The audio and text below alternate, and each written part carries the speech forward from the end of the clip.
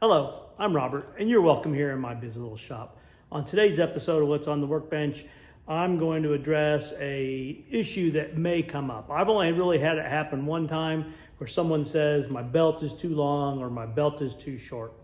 So I'm going to use this video also to send to people that are ordering a belt from me so they understand what I'm looking for. But let me talk a little bit about the steps I take, and then I'm going to talk about sizing the leather strap for the belt, the layout as well. I'm glad you're here today. Hope you're having a good day.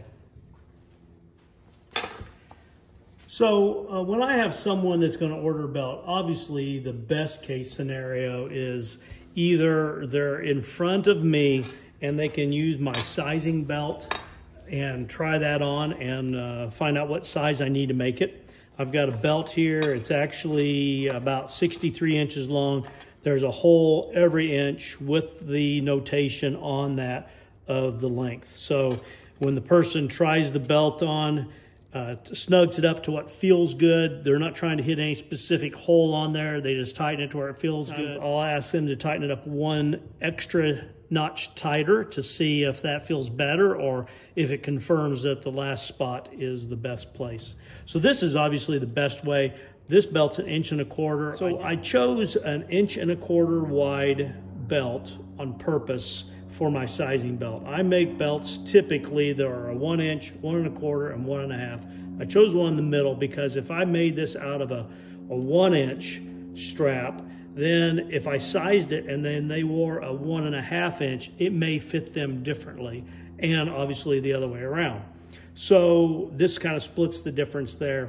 So this is an ideal way to size a belt. But a lot of times I'm getting an order over the phone or by text or by email, and then I go to instructions on how to measure. So the next best thing, least my favorite is my jean size is, because that's not a good indication. But the next thing you can do is you can take a belt that they wear and tell them to ignore all the other holes in the end of the belt. Just focus on the one that works for them. So what I'll do is I'll have them measure the belt. And what I want them to do is I ask them to measure from here on the belt. Ignore the buckle. I do ask them, send me a picture of it like this. I want to see the length of the buckle to see if I need to accommodate a change in the length there. It really doesn't matter where you measure from on the belt. You could say I'm measuring from here if you can accurately know where that is on the belt and on the belt that's being made. But this is the best area, from the bend on the belt, and then you go down to the hole that they're using. And let's say they're using this third hole and it's 33 inches. So that's a 33-inch belt, and that will be centered in the holes that are being used.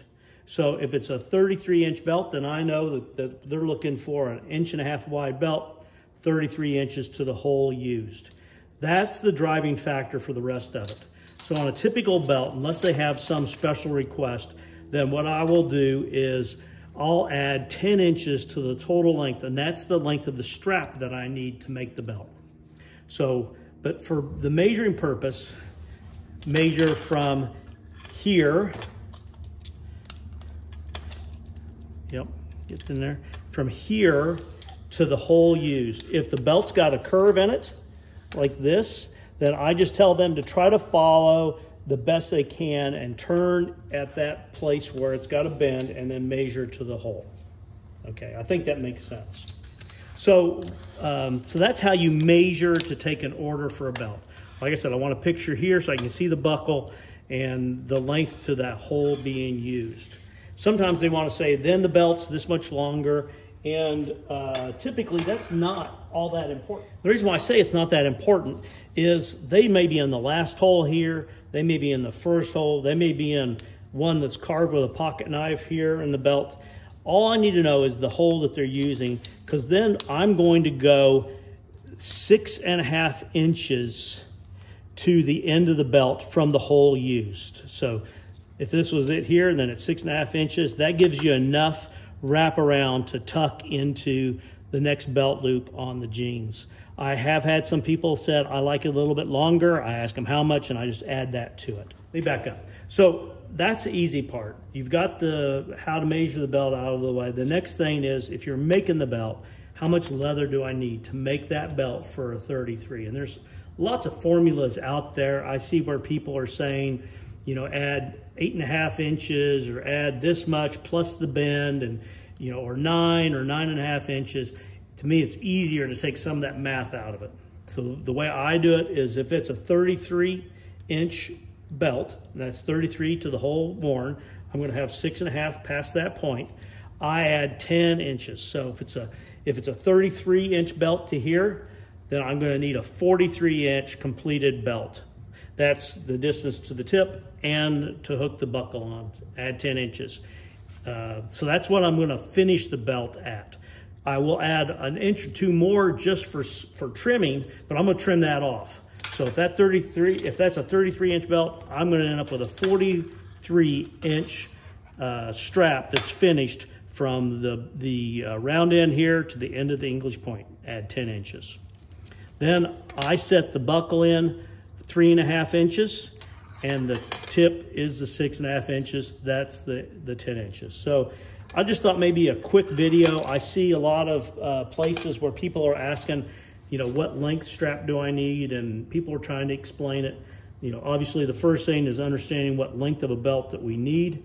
And then the next thing is, if you're constructing the belt, how much room do you need for everything else? And you can see the 3.5 gives you plenty of room to put your loop here, and plenty of distance here for this to go through your belt loop on your jeans.